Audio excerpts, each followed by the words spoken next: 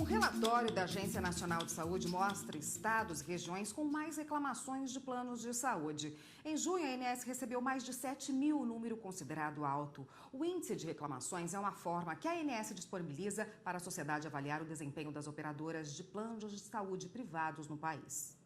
Depois de um ano pagando pelo plano de saúde, mas sem conseguir agendar nenhuma consulta, Dona Maria resolveu cancelar o serviço.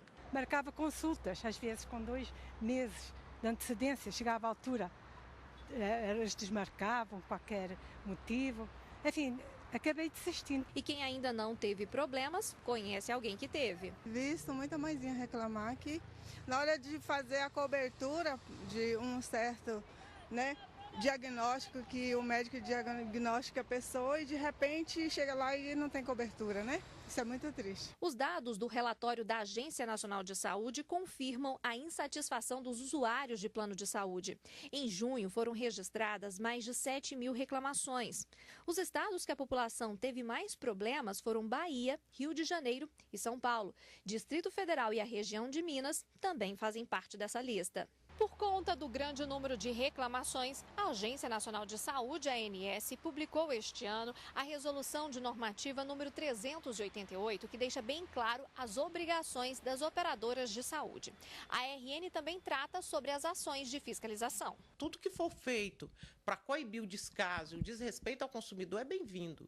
Então, a resolução, ela qualifica essa fiscalização, ela dá prazos para que as operadoras de plano de saúde resolvam os problemas e aumenta as penalidades. A advogada também explica que em situações de negativa de atendimento, a operadora de saúde deve explicar por escrito o motivo. As operadoras de plano de saúde, elas já são obrigadas pela RN a entregar por escrito essa negativa.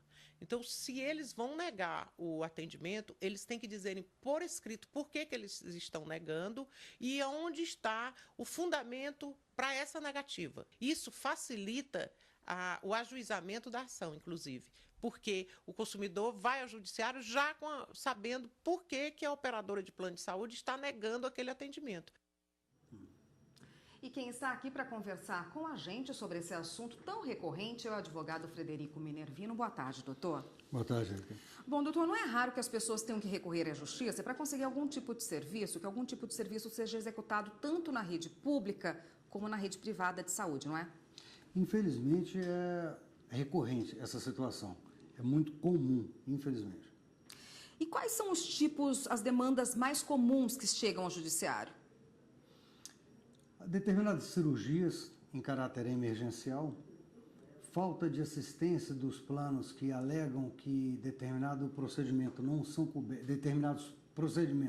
não são cobertos pelo segurado. Né? Home care, por exemplo, é um outro grande problema que a seguradora, né, o plano de saúde, não a seguradora, o plano de saúde diz que a pessoa não tem direito ao home care e decisões reiteradas no sentido contrário, de que o direito à vida deve se sobrepor ao direito do contrato, às cláusulas contratuais.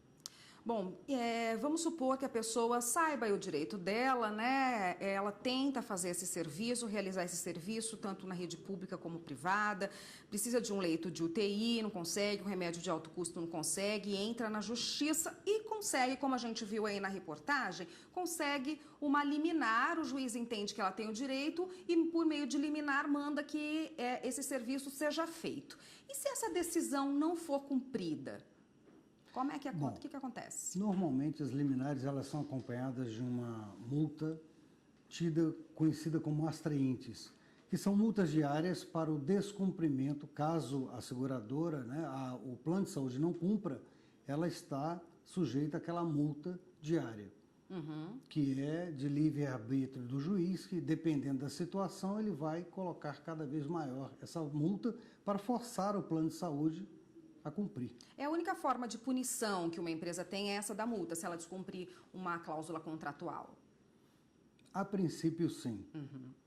Poderia-se pensar até na prisão, porque o descumprimento de uma ordem judicial está caracterizado no Código Penal como um crime de desobediência.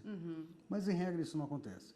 O que acontece é a parte administrativa junto à ANS e judicial, no judiciário, onde essas penas, essas astraíndices, essas multas diárias, são majoradas de forma a coibir ou desestimular que as empresas não cumpram a liminar. Quer dizer, ela não pode escolher, de repente a multa é muito alta em relação ao serviço que ela tinha que prestar, ao exame que ela tinha que fazer, e daí ela presta esse serviço conforme o contratado ali pelo segurado. E quem fiscaliza se ela paga, quem cobra da empresa se ela descumprir essa determinação judicial? Normalmente, o advogado da parte. Né? Eles entram com a liminar, o advogado vai entrar com a liminar, ou a defensoria pública, e ela vai acompanhando se essa liminar está sendo cumprida ou não. Caso não seja cumprido, entra-se com uma petição, notificando ou avisando o juiz de que a sua determinação não está sendo cumprida, momento em que o juiz deverá tomar atitudes como essa que eu acabei de falar, que é a majoração das astraíndices. Tá ótimo. A gente continua nesse assunto no próximo bloco. Só um minutinho, por favor. Perfeitamente. O Jornal da Justiça está de volta e a gente continua a nossa conversa com o advogado Frederico Minervino, que conversa conosco hoje sobre as ações judiciais no descumprimento de regras por parte de prestadores de serviço em saúde, sejam eles públicos ou privados. Doutor, não é rara a falta de medicamento de alto custo nessas farmácias propícias que têm esses medicamentos de alto custo, né? No caso da pessoa precisa desse medicamento e ficar sem o medicamento, chegar lá não tem para cumprir a receita dela, o que ela faz? Olha, se não existe esse medicamento, o ideal é entrar com uma liminar para consegui-lo. Mas se ainda assim, dependendo da emergência, e se a pessoa tiver condições, que ela arque com os custos desse medicamento e, no momento oportuno, entre com uma ação contra o próprio Estado que teria a obrigação de fornecê-los. Quer dizer, é possível que a pessoa, estando, tendo dinheiro para comprar esse medicamento de alto custo, ela banque esse remédio e depois entre com uma ação contra o governo, é isso? Perfeitamente possível, por danos materiais, né? Algumas notícias dão conta, e o senhor até chegou a falar no bloco passado, de algum tipo de punição em relação até à prisão. Em algumas cidades já ocorreu a prisão do secretário de saúde por descumprimento de vários serviços não prestados para a população, serviços públicos. Isso é uma forma possível de punição? É possível sim. A prisão, provavelmente, eu não sei o caso concreto, deva ter sido em decorrência do não cumprimento de uma decisão judicial. Não foi só o descumprimento de uma obrigação dele. Né? Associado a essa obrigação que ele tinha e não cumpriu, deve ter tido uma decisão judicial no sentido de fazê-lo cumprir. Né? Passou a ser cogente, obrigatório. E com isso, se ele não cumpriu, ele está sujeito, sem dúvida, a um mandado de prisão. As pessoas que estão nessa situação, porventura precisando de algum serviço básico de saúde, seja ele público ou privado, e não consegue, qual o primeiro passo? Que caminho ela tem à disposição? Pode um advogado, Ministério Público, Defensoria? Quais são os caminhos que essa pessoa tem para ela não ficar sem esse serviço, que realmente em saúde é urgente, né? Os 3 caminhos citados são válidos.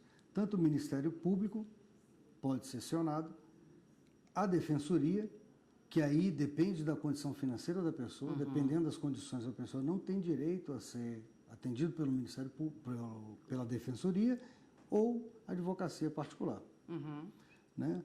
A vantagem, se a pessoa tiver condições financeiras, de procurar um advogado, que provavelmente será mais célere a sua situação. Por quê? A despeito da altíssima competência, tanto do Ministério Público quanto da Defensoria, nós não podemos nos esquecer da quantidade de serviços que eles têm. A demanda deles é muito grande, ao passo que um advogado particular certamente poderá dar uma assistência mais rápida, mais efetiva ao caso concreto. Agora, no caso da impossibilidade, o caminho seria o Ministério Público ou a Defensoria Pública.